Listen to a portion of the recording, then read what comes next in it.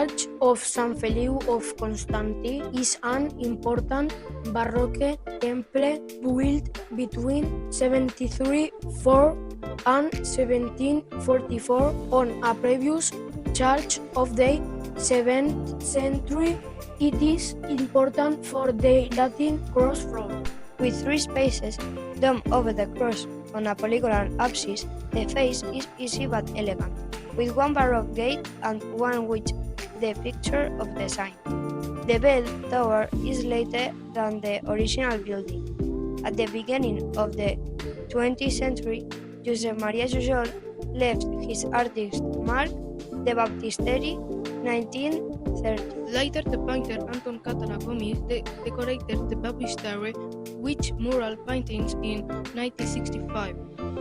You can visit the church on Day of Mass and other holidays.